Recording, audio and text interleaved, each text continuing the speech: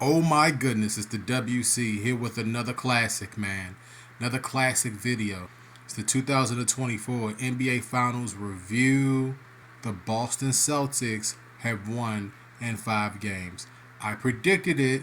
Yes, I did. I gave two predictions, two scenarios. One for the Mavericks, one for the Celtics. I said if the Celtics are going to win it, we're going to win it in 5. I said if the Mavericks are going to win it, we're probably going to win it in 6. Ended up being Celtics in 5, so pat on the back to myself. I would pat myself, but I'm actually recording this video. I know that people want me to be fair and objective, and I will be in this video, right? I'm definitely going to be there in this video. But I have to say what's obvious, okay? The Celtics were very close a few years ago. They've been close for a while now. And they needed a few players to push them over the hump. I remember watching Jaylen Brown and watching Tatum in the Eastern Conference Finals a few years back, and I was saying, the Celtics are so close. They're going to be really good down the stretch, but they're just missing, maybe a really good point, and they're missing definitely a solid big man. And then they went out and they traded for Porzingis. Al Horford, on his last legs in NBA years, was able to put together a solid run, and they win a championship. But very, very early in this video, I definitely want to make sure that I let people know the Celtics were trending towards this direction for a while now. So it's not one of these things like you're hearing through the NBA on ABC broadcast, ESPN broadcast, how much of a genius Brad Stevens is and the trades and all this other stuff. Buddy, if you give me a middle-aged Jaylen Brown, not even in his prime Jaylen Brown, somewhat close to his prime Jason Tatum, and you say, hey, put players around him, buddy, I could do the damn same thing. Like, we all knew that the Celtics were going in this direction. So to hear that bullshit, I'm going to say it right now, to hear that bullshit come from ESPN on his broadcast about Brad Stevens, please save that shit. Save it. I don't want to hear it. He's not no damn guru. We knew that Tatum and Brown needed players around them. That we knew that they needed a big man around them. Yeah, they could have did it through the draft. They got a whole bunch of picks.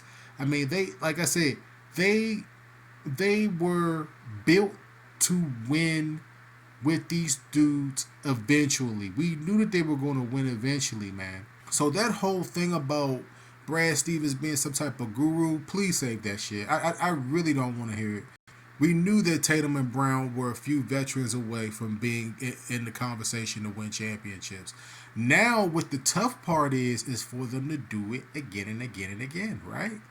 Hold on, let's talk about Tatum for a second, because I don't know who was out there talking about Tatum like he just couldn't win the big one, or like he wasn't talented.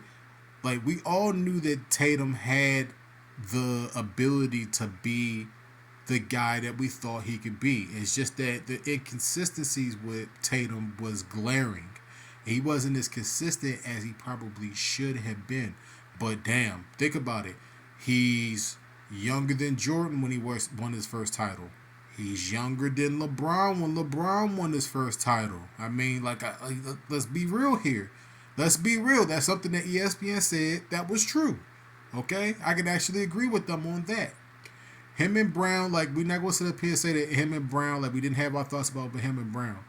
But we knew that they were a couple players away. So when ESPN sits there, they talk about Brad Stevens this and Brad Stevens that, buddy. Like, I'll keep saying it. You give me Tatum and Brown, I could put players around Tatum and Brown and win a championship. Like, save that shit. Okay? If I'm gonna tell you like this, anybody out there want, hey, you take Brad Stevens and give him the Wizards roster, and let's see, give him 5 years with the Wizards roster and see if he can win an NBA championship. I bet you he can. I bet you he can. Yeah, I'm throwing monstrous uppercuts at the notion that Brad Stevens is some type of genius. Please stop that shit, man. Please. It was almost like it's almost like they was insulting my intelligence or something. Like, holy moly. Can we spend a second to look at Jaylen Brown's face? I mean, I don't think it really has hit him yet that he's the Finals MVP and that he led this team during the NBA Finals. He was basically the best player during the playoffs, in my opinion. Very consistent. Players that you're not going to see in this video: Derek White, Drew Holiday, Kristaps Porzingis. They were all very consistent. And some people will say, "Hey, you're taking a crap on Brad Stevens. He's the one that brought all those guys in." Okay, sure. But like I said, Boston was in a position. Boston was in a position through trades and all that other stuff. They were in a position to be in this spot for a while now, bro. For a while. To a specific degree, they've underachieved over the last 4 to 5, 6 years. All right. Nobody's talking about that shit. Nobody's talking about how they've underachieved. I've talked about it on this channel. I've definitely done it. But look, I just want people to understand that looking at what's happened here with the NBA Finals with the Boston Celtics, that they're in a position, right, to reload really quick and be back here next year. I know I said this about the Nuggets last year, and the Nuggets faltered for whatever reason, whether it be them not bringing enough players back or making sure that their bench was strong enough. Boston's bench wasn't really all that completely strong, but their front six was very powerful. They had a powerful front six. Now this is the part of the video in which we look at the next year. All right, we're looking forward to the next year. The biggest question going into the NBA offseason is, where in the hell is LeBron going to go? What in the hell is LeBron going to do? Is he sticking with the Lakers? I think he will. Will the Celtics be able to repeat? All right.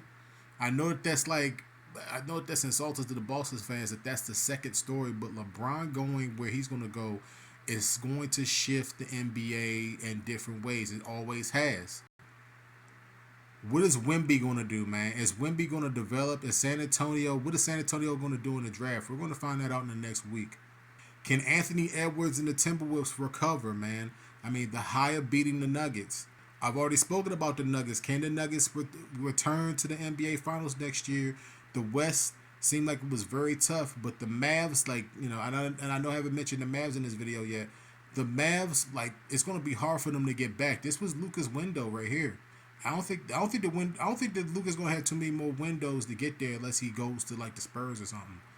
What about KD and the Suns, man? KD, Booker, and Bill. What are they going to do? Looking at the Clippers seem like they're always in the conversation. As long as they have Paul George and Kawhi Leonard, they're always going to be in the conversation.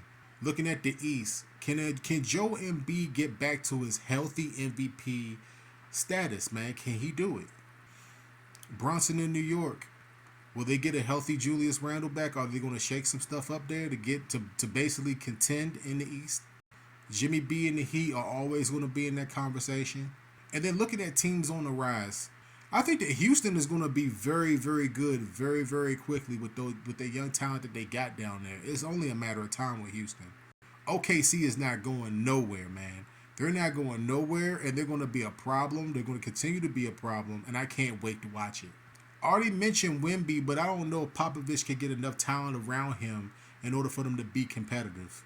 Teams like the Pacers.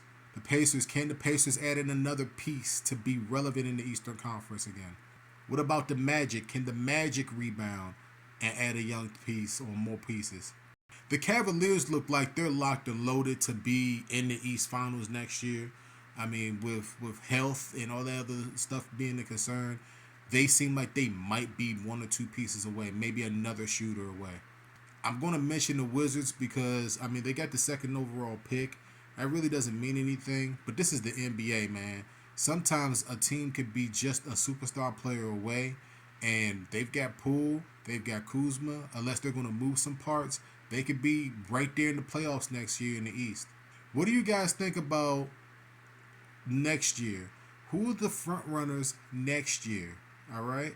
Who do you think could be in the NBA Finals next year?